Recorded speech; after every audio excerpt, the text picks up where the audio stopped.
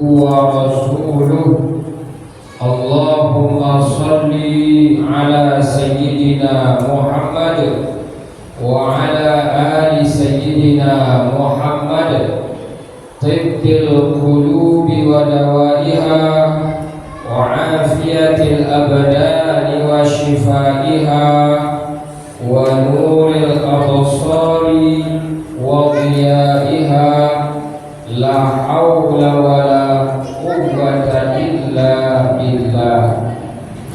قال الله تعالى في القرآن الكريم: أعوذ بالله من الشيطان الرجيم.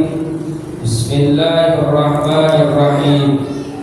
الله ولي الذين آمنوا يخرجهم من الظلمات إلى النور والذين كفروا أولياؤهم الطاغوت يخرجونهم من النور إلى الظلمات أولئك أصحاب النار هم فيها خالدون.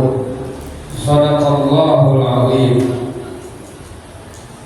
Bapak-bapak, ibu-ibu, saudara-saudari baik yang berada di dalam masjid ini maupun di luar masjid, selagi mendengarkan mikrofon masjid ini yang saya hormati dan saya muliakan. Mari kita senantiasa kita serahkan hidup kita kepada Allah. Inna sholati wa nusuki wa mahyaya wa mamati lillahi rabbil alamin. Kita serahkan hidup kita kepada Allah. Maksudnya kita serahkan diri, sebenar diri kita kepada Allah Ta'ala. Supaya apa?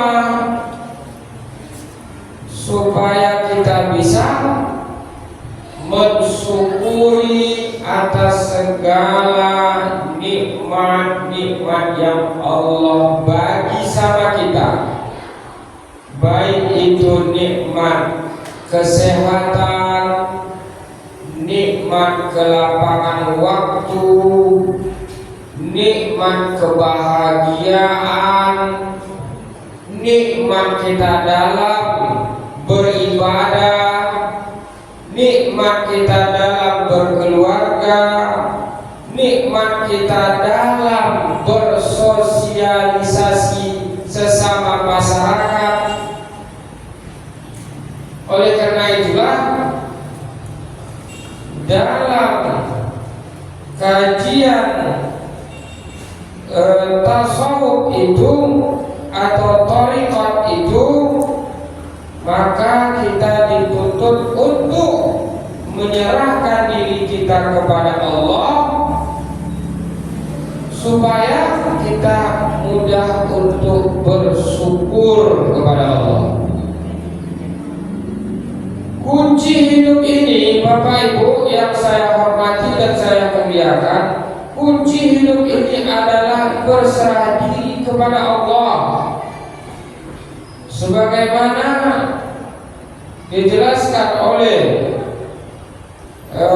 guru saya yang mengambil dari gurunya dan dari gurunya sampai kepada Syekh Ahmad Khatib Al-Minangkabawi. Syekh Ahmad Khatib Al-Minangkabawi ini adalah ulama yang terkenal di Mekah 1918, dan banyak muridnya di Indonesia ini seperti Kiai Haji Hasyim Asy'ari, seperti Kiai Haji Ahmad Dahlan, seperti Syekh Mustafa Husain, seperti Sulaiman Ar-Rasuli,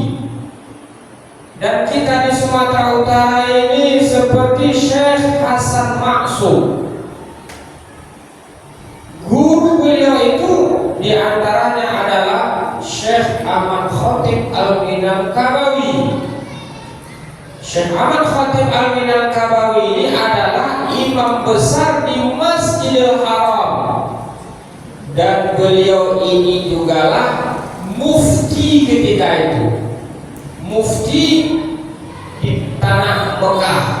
Jadi apa yang menurut beliau kunci hidup ini, kunci yang nomor satu itu adalah berserah diri kepada Allah Ta'ala. Itulah kunci hidup. Baik bapak yang di dalam masjid ataupun ibu dalam masjid ataupun di luar masjid, dengarlah kata-kata itu yang pas. Bawa itu ketika kita itu beribadah, bawa itu ketika kita bermasyarakat. Insya Allah selamat itu. Lebih-lebih ketika kita sakratul maut. Itu kuncinya. Nah, jadi itu yang pertama, kita serahkan diri kita kepada Allah. Kapan? Ketika kita beribadah. Kapan? Ketika kita bekerja. Kapan? Ketika kita sehat. Kapan? Ketika kita sakit. Dan di mana saja, dan dalam kondisi apa saja. Itu kunci. Makanya pada saat sekarang ini banyak kita umat Islam itu tapi seperti buih dia, seperti buih. Kalau yang saya sampaikan ini punya silsilah kajinya, bukan saya kopek-kopek di internet ini, tapi ini punya silsilah. Peganglah itu, serahkanlah diri kepada Allah Ta'ala. Itulah disebut namanya bertawakal kepada Allah. Wa tawakkal 'alal hayyil ladzi la yamut. Serahkanlah diri kita, serahkanlah hidup kita, serahkanlah keluarga kita, pekerjaan kita, urusan kita, hal kita, kesehatan kita, sakit kita kepada Allah Subhanahu wa Ta'ala. Makanya orang yang berserah diri kepada Allah ini, dia sering mengucap kalimat la haula wala quwwata illa billah. Jangan kita anggap bertawakal itu sepele. Tawakal itu panjang kajinya itu. Bukan hanya begitu-gitu saja. Jadi tawakal itu merupakan makom yang kedua. Jadi ada cara kita menuju Allah Ta'ala. Cara kita untuk menuju Allah. Kenapa Allah kita tuju? Hidup kita ini mau kemana kita ini? Mau ribut-ribut aja? Mau ngejar-ngejar dunia saja? Atau mencari kebahagiaan saja? Atau gimana kita ini? Kadang-kadang kita ini kan keluar dari garis kehidupan itu. Kalau sudah keluar dari tujuan, ya otomatis kesasar. Kemana kesasarnya? Bisa kesasar ke paret. Kalau paretnya paret buta, mulai ya kita paret dalamnya kan kacau itu. Nah itu dia. Jadi kita ini karena ini kita kajian bulanan, maka yang kadang kaji itu pertama sekali dalam hidup ini, apalah kunci hidup ini? Apakah sholat, apakah zakat, apakah sedekah? Tapi sebelum itu ada kuncinya, menyerahkan diri kepada Allah Ta'ala.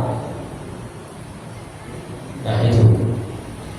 Jadi kita serahkan diri kita kepada Allah. Yang menjadi pertanyaan, diri kita itu mana?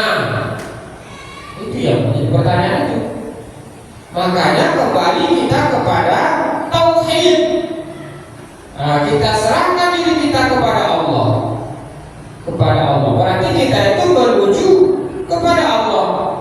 Beribadah pada hakikatnya kita menuju Allah. Kerja pada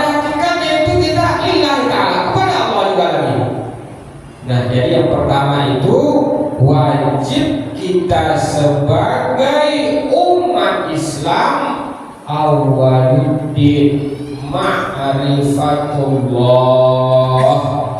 Awal-awal agama itu adalah mengenal Allah. Awaluddin ma'rifatullah. Tinggi pengkajinya macam-macam semua, tapi kalau itu dasarnya tidak dipelajarinya, maka yang lain itu akan goyang, akan goncang, bisa rusak dia, bisa keluar dia dari Islamnya itu. Makanya perlu dan wajib kita sebagai umat Islam pertama sekali yang harus kita pahami, walaupun tidak banyak, itu adalah ilmu tauhid. Sesudah ilmu tauhid, maka ilmu tauhid ini kita bawa dalam ibadah, dalam sholat. Ketika dia bermasyarakat, bawa juga ilmu tauhid itu di masyarakat. Bukan hanya satu tempat, di mana saja kita bawa. Makanya kajian kita ini hubungan ilmu tauhid dalam ibadah dan masyarakat. Ketika kita menjabat, bawa ilmu tauhid. Di mana saja kita berada, maka bawalah ilmu tauhid.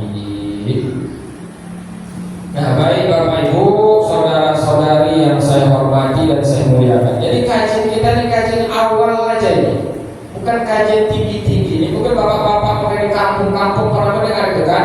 Awaluddin ma'rifatullah. Pernah dengar? Nah, pernah kan? Itu dulu. Awaluddin ma'rifatullah. Awal-awal agama adalah mengenal Allah. Nah, mengenal Allah. Makanya ayat wa ma khalaqtul jinna wal insa illa liya'budun. Tidaklah diciptakan jin dan manusia itu melainkan tiga bagiannya itu. Melainkan pertama untuk beribadah. Untuk beribadah. Yang kedua, tidak diciptakan jin dan manusia itu apa? Untuk ta'abudiyah, penghambaan kepada Allah. Yang ketiga, tidak diciptakan jin dan manusia itu melainkan itu apa? Untuk ma'rifatillah, untuk mengenal Allah Subhanahu wa ta'ala. Itulah puncaknya, kata Ibnu Abbas. Jadi puncaknya itu apa? Mengenal Allah Subhanahu wa ta'ala. Makanya kajian awal itu adalah awaluddin ma'rifatullah. Awal-awal agama itu adalah mengenal Allah. Bagaimana cara mengenal Allah? Cara mengenal Allah itu mempelajari ilmu akidah. Ilmu akidah itu apa? Ilmu akidah itu seperti ilmu usul. Sebelum tauhid, ilmu usul namanya. Setelah ilmu usul, baru masuk ilmu tahqiq. Setelah tahqiq, baru masuk kajian tauhid. Makanya tak bisa langsung dikaji tauhid. Kebanyakan kadang-kadang itu dia membahas tauhid dulu. Padahal tauhid ini kalau dirinci dia harus tiga dijalankan. Pertama dia harus mempelajari usul din. Yang kedua dia harus mempelajari tahqiq. Yang ketiga baru tauhid. Insyaallah tak hilang dia dari tauhid ini. Tapi kalau langsung tauhid, ya miring. Tiba-tiba ada tingkat sekutu aja main ada.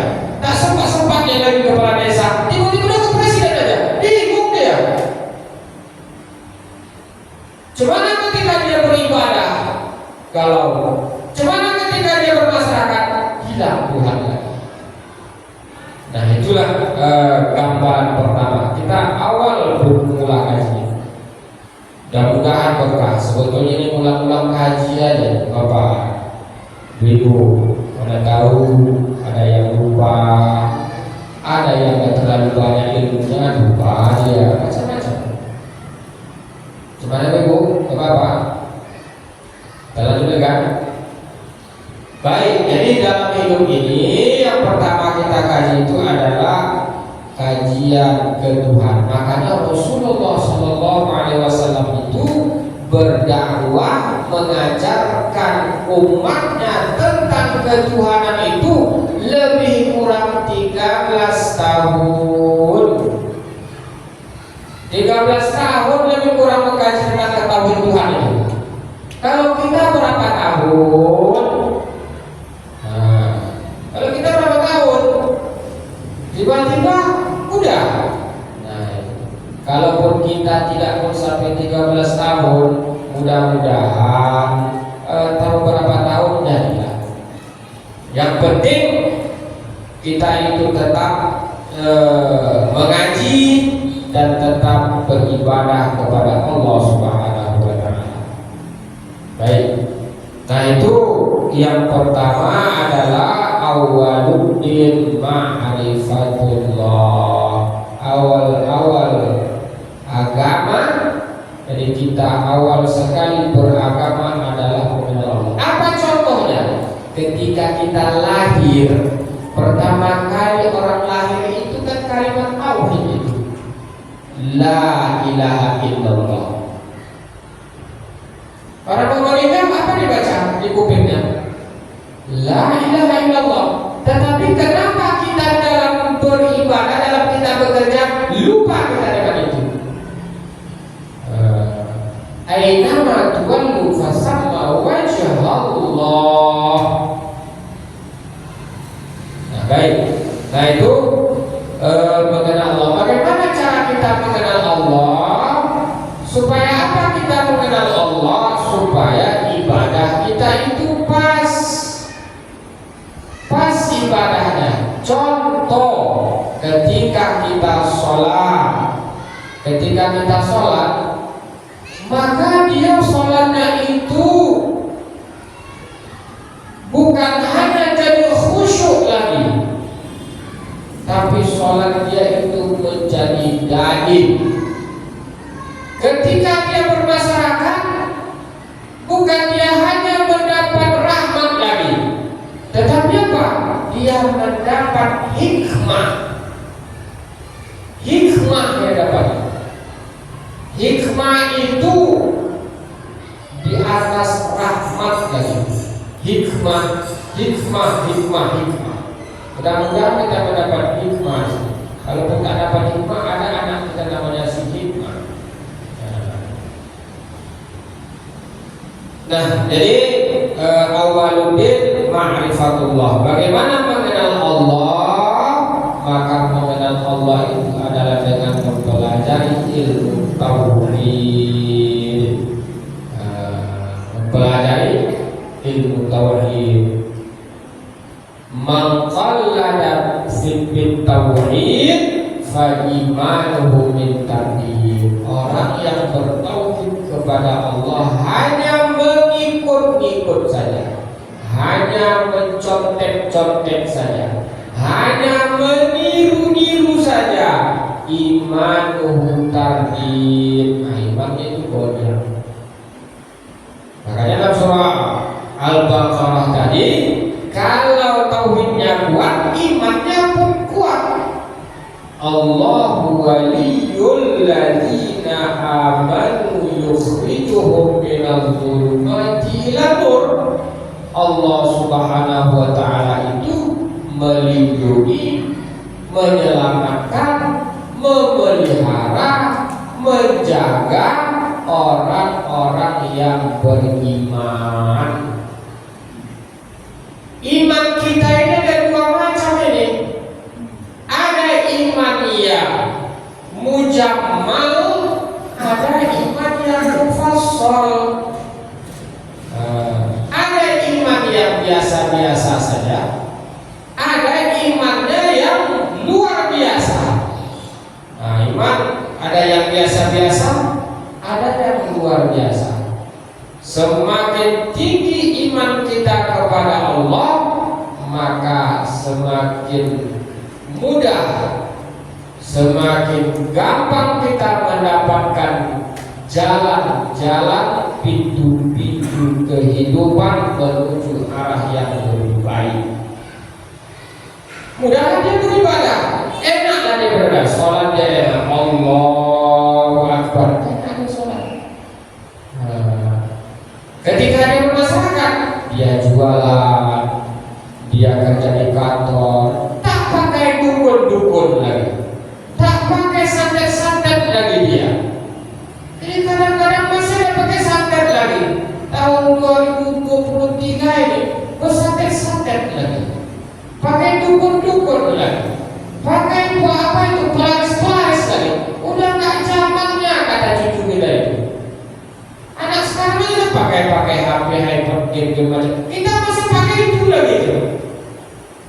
Nah itu dia.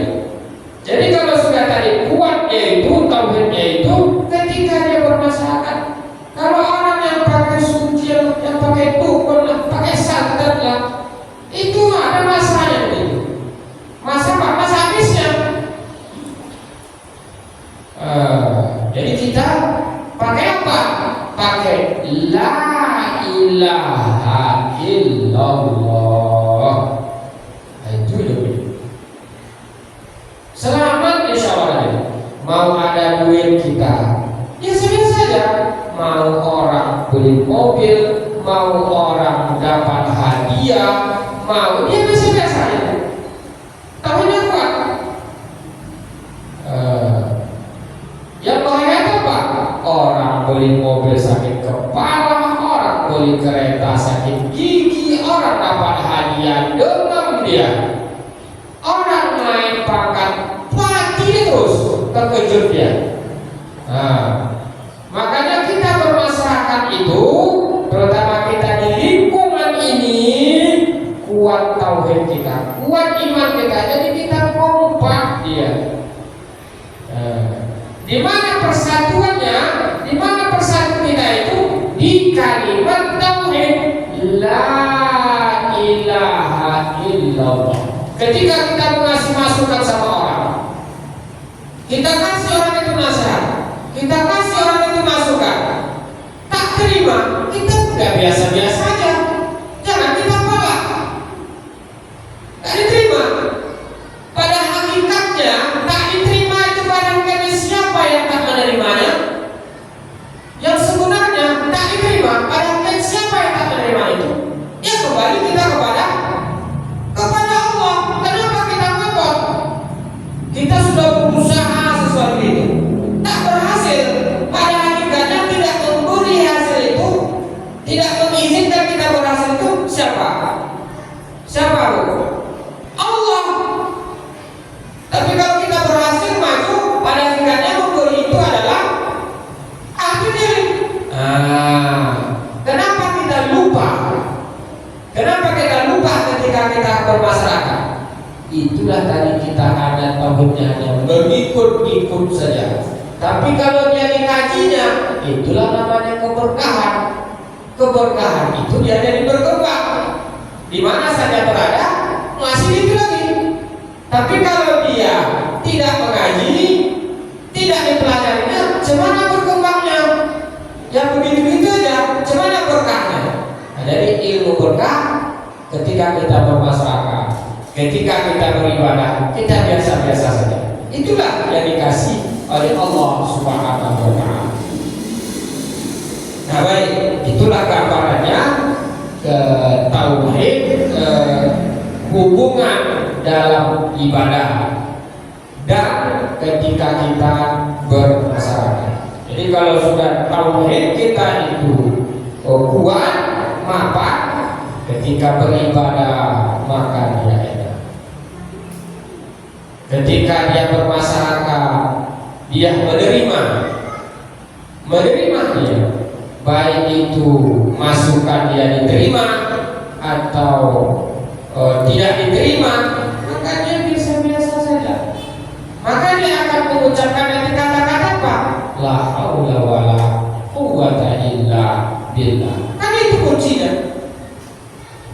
itu. Oleh karena itulah pada suatu ketika Rasulullah Shallallahu Alaihi Wasallam ditanya oleh sahabat, ya Rasulullah, bagaimana tauhid kami ini, keyakinan kami ini, kepercayaan kami ini kepada Allah Ta'ala itu kuat? Kuat, terjaga, terjaga. Ditanya sahabat kepada Rasulullah, bagaimana ya Rasulullah supaya tauhid kami ini kuat, tauhid kami ini terjaga, tauhid kami ini mantap? Maka Rasulullah Shallallahu Alaihi Wasallam menjawab pertanyaan sahabat-sahabat itu, jadidu imanakum biqauli la ilaha illallah. Jadi berbaharuilah atau pupuklah atau jagalah iman kamu itu dengan memperbanyak mengucap kalimat la ilaha illallah. Itulah dia kuncinya untuk menjaga iman kita itu, menjaga keyakinan kita kepada Allah Ta'ala itu la ilaha illallah.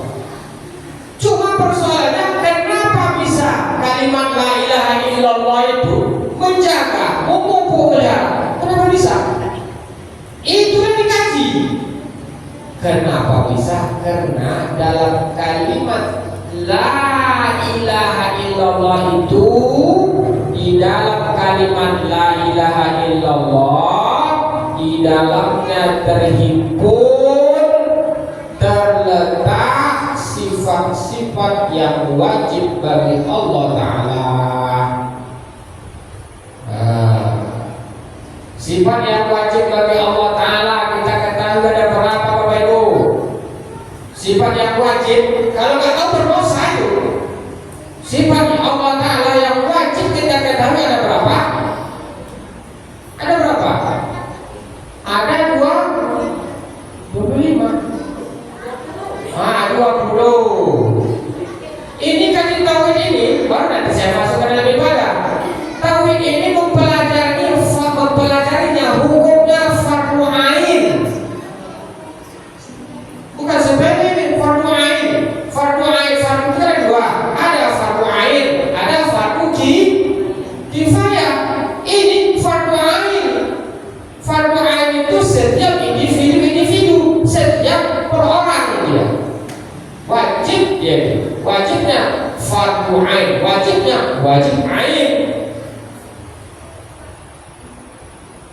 Nah, jadi tadi sifat yang wajib bagi Allah Ta'ala itu yang wajib kita ketahui sebanyak 20. Tapi sebagian ulama mengatakan nanti yang wajib diketahui itu hanya 13. Coba lihat buku, ada yang 13, ada yang 20. Kira-kira mana yang sudah? Coba tengok kitabnya dulu. Ada yang 13, ada yang 20. Kok bisa begitu? Kok bisa begitu? Kan kalau kita apa sebab 13? Boleh jadi 20. Itulah kaji akidah tadi. Langkah pertama 13 dulu. Sudah paham dia, sudah mengerti yang 13 ini, baru tambah 7 lagi. Bukan main gabung-gabung semua, tidak. 13 dulu, baru ditambah 7 lagi 20. Nanti ada dua, kalau mana tahu yang baca kitab, baca buku, ada dua. Ini yang 13, ini yang 20, ini yang mana ini sebenarnya? Langkah pertama apa? Langkah pertama itu adalah yang 13. Yang kedua baru 20. Sama kita berbicara tentang ikhlas. Ikhlas ini kan ada, ikhlas itu kan ada 3 tingkatan. Ada ikhlas yang paling bawah. Ikhlas yang paling bawah itu dia beribadah, dia berbuat baik supaya tak masuk neraka. Dia bekerja, dia berusaha supaya dia tidak kena pecat. Dia bekerja di usaha, tak kena pecat. Nah, ini saya tarik ke sosial ini, ke masyarakat, ke ibadah sosial. Yang kemudian yang kedua, ikhlas ini, nah di bawah yang kedua nih, ikhlasnya apa? Ikhlasnya dia beribadah supaya mendapat pahala. Salah, tak salah juga. Yang pertama ini tak salah, tapi harus naik dia, baru dia beribadah untuk mencari pahala. Kalau kita tarik ke sosial, dia bekerja, dia berusaha untuk mendapatkan gaji atau mendapatkan upah, benar atau salah? Benar atau salah? Benar. Kemudian yang ketiga adalah baru yang ketiga ini ikhlas yang paling tinggi. Dia beribadah semata-mata karena Allah Ta'ala. Bisa kita bekerja, kita berusaha semata-mata karena Allah Ta'ala, mau digaji, mau tidak, bisa. Bisa tidak ini? Makanya beda dikajinya ketika dalam ibadah sosial. Gak bisa digabung semua, ikhlas gabung. Makanya kadang-kadang saya perhatikan salah kita ini apa ya? Ketika kita menyuruh keluarga kita bekerja, gajinya kita potong dulu. Bahkan kadang-kadang tak kita gaji, alasannya kena keluarga, alasannya kena pemilik. Tapi kalau orang kita gaji sesuai dengan gajinya itu. Iya kan, kadang-kadang kita adik atau kakak atau apa itu, udah gak pernah gaji. Kenapa itu keluarga? Tapi kalau orang lain, kok gaji betul? Apa? Salah namanya itu. Harus sesuai. Maka kalau dia kerja di rumah kita mau ambil, mau apa, sesuaikan gajinya. Baru nyambung tadi. Dia bekerja, dia berusaha supaya tak dipecat, supaya dapat gaji, supaya dia mendapat keridhaan. Nah, jadi tauhid tadi memupuk tauhid itu adalah awaludin ma'rifatullah. Awal agama itu mengenal Allah adalah dengan memperbanyak mengucap kalimat la ilaha illallah. Kenapa? Karena dalam kalimat la ilaha illallah itu terhimpun, tersimpan, terletak di dalamnya itu sifat-sifat yang wajib bagi Allah. Belum saya nanya lagi, kalau sifat-sifat yang mustahil bagi Allah dimana pula letaknya? Itu kan yang wajib. Kalau yang mustahil dimana pula lagi? Nanti itu panjang kajinya itu lah. Itulah dulu. Kemudian yang paling penting, yang paling wajib kita pelajari supaya kita enak beribadah, enak bermasyarakat, bersosial, dari sifat Allah Ta'ala yang 20 itu satu saja kita ambil, itu adalah wujud. Wujud artinya ada Allah Ta'ala itu. Ada Allah Ta'ala itu ada. Ketika kita duduk ada Allah Ta'ala itu. Ketika kita beribadah ada. Makanya kalau kita sholat itu usahakan membaca suratul Fatihah itu betul-betul dibaca. Suratul Fatihah itu, mana tahu Bapak Ibu nanti selama hari tak pernah minta belajar suratul Fatihah, usahakan belajarlah suratul Fatihah itu. Karena Fatihah itu dalam ibadah sholat merupakan rukun. Rukun kan? Membaca Fatihah rukun dalam sholat. Siapa yang tak membaca Fatihah, maka sholatnya tidak sah, kecuali orang yang masbuk. Masbuk kan tak sempat dia baca. Nah masbuk, tiba-tiba dia masbuk,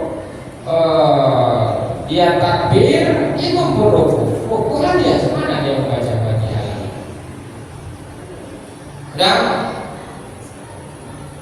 Udah habis waktunya. Habis. Berapa menit lagi nih? 5 lagi. Atau ada pertanyaan ini? Nah baik, jadi tauhid itu awal-awal kita dalam beragama ini adalah mengenal Allah. Mengenal Allah. Allah itu adalah Tuhan kita. Sebetulnya kalau kita dalam ini pembahasan pada sifat majazi. Saya ada melalui pengajian tauhid itu di Medan sudah 4 tahun gitu. Baru saya tarik berfikirnya. Kaji tahu panjang. Tahu nanti kita itu siapa kita sebenarnya? Siapa Tuhan itu sebenarnya? Itulah nanti enak kita itu. Tapi mudah-mudahan bapak-bapak saja, mudah-mudahan saja luar biasa. Cahaya-cahaya keimanannya bapak ini tak ada yang mengantuk sekali. Bapak itu ada mengantuk betul. Serius sekali. Ini beribadah juga mengantuk. Ibu-ibu pun tak ada juga mengantuk sekali.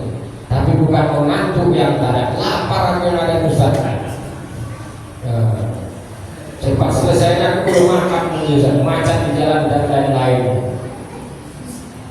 Nah baik, jadi perbanyaklah mengucap kalimat La ilaha illallah.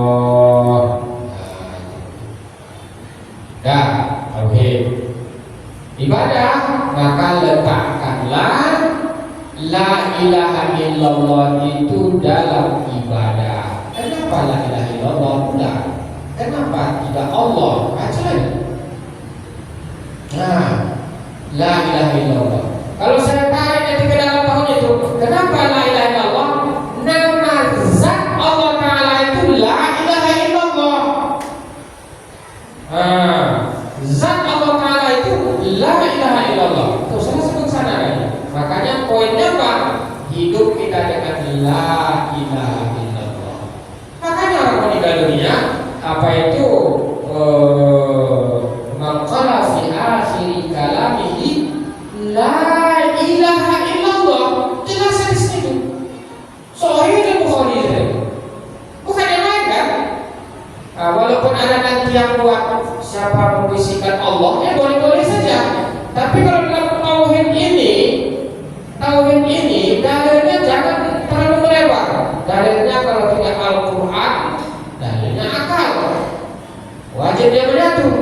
Itulah dikatakan itu kullu bid'atin dhalalah wa kullu dhalalah finnar.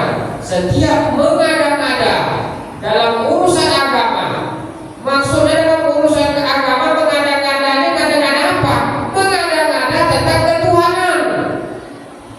Bukan mengada-ngada orang pamannya bikin wirid yasin. Wirid yasin malam Jumat, bukan malam Jumat lagi, ditambahnya apa lagi? Tambahnya pamannya bukan malam Jumat, malam Kamis baru. Ya kan masalah. Tentang Isra Mi'raj, kan masalah. Kadang-kadang sebentar bentar bid'ah, kadang sebentar bentar bid'ah. Jadi hadis kullu bid'atin dhalalah wa kullu dhalalah finnar itu arahnya ke dalam tauhid. Boleh tauhid kita tambah-tambah. Sifat Allah Ta'ala yang wajib kita kasih 20, kita tambah 25 lagi. Kemudian Allah Ta'ala itu wahid, kita tambah lagi atau tidak kurangi lagi. Mana bisa? Itu. Jadi betul-betullah kita dalam bertauhid kepada Allah Ta'ala, terutama kita dalam beribadah, dalam bermasyarakat.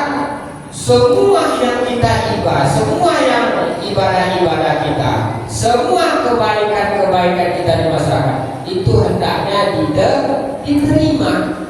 Ibadah kita pengennya diterima, doa kita pengennya diterima. Kemudian di masyarakat apa kita masukan kita apa semua itu pengen diterima kan gitu. Kalau yang baik-baik itu kan pengen diterima sebetulnya itu. Bagaimana solusi supaya diterima? Inilah salah satu amal saya bagi Bapak Ibu supaya diterima dia. Biasakanlah paling tidak membaca ya Fattah. Amal ibadah kita supaya diterima ya Fattah, ya Fattah, ya Fattah. Itu Fattah kan? Nama dari Asmaul Husna. Asmaul Husna itu kan ada 99. Mempelajari ketuhanan itu kan dua macam. Mempelajari tentang af'al Allah, mempelajari tentang sifat sifat-sifat yang wajib bagi Allah, mempelajari asma nama-nama Allah, baru mempelajari tentang zat. Ini yang pertama betul ini. Gak boleh membahas susunannya.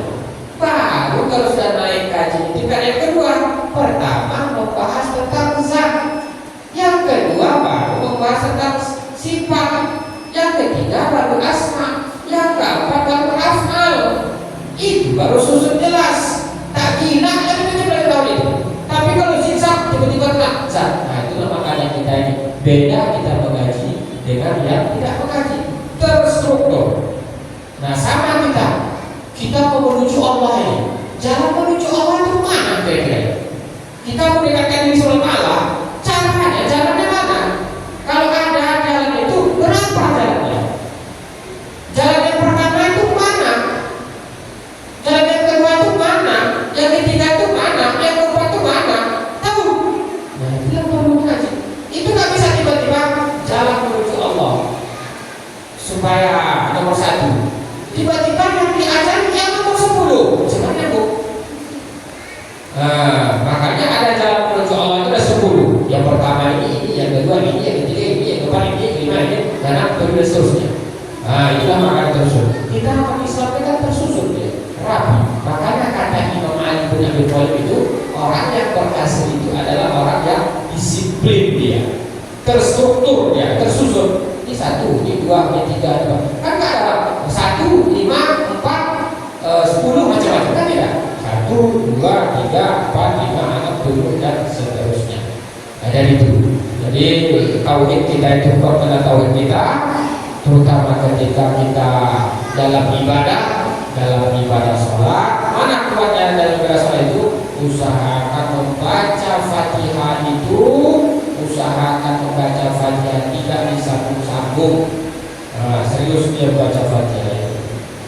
Kemudian ketika kita bermasyarakat, maka perbanyaklah kita mengucap la haula wala quwwata illa billah. Ketika kita tak diterima ide kita, ketika kita dikritik, ketika kita dimarah, ketika kita dipuji, ketika kita diangkat-angkat, semuanya maka ucapan itu adalah la haula wala quwwata illa billah. Supaya amal ibadah kita diterima, supaya doa kita seterusnya seringlah ucapkan ya Fattah. Berapa kali? Lebih kurang sedikit-sedikitnya 70 kali. 70 kali kalau dapat habis sholat subuh. Habis sholat subuh ya Fattah, ya Fattah, ya Fattah. Lebih kurang berapa tadi? Berapa?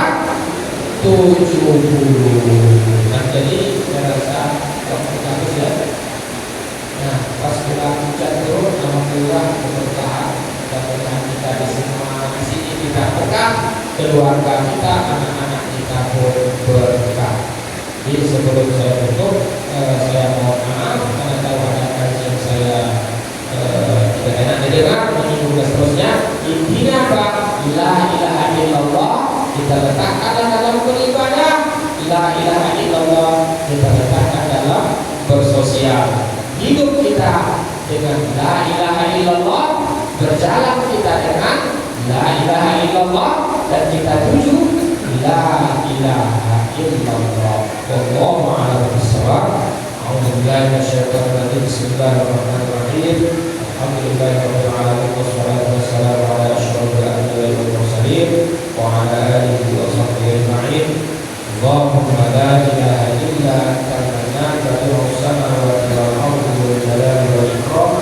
Allahumma arzuqna 'ilman nafi'an wa 'amalan mutaqabbalan wa rizqan kathiran halalan tayyiban. Allahumma ighfir lana dhunubana wa liwalidayna warhamhum kama rabbayana shaghira wa li jami'il mu'minina wal mu'minat wal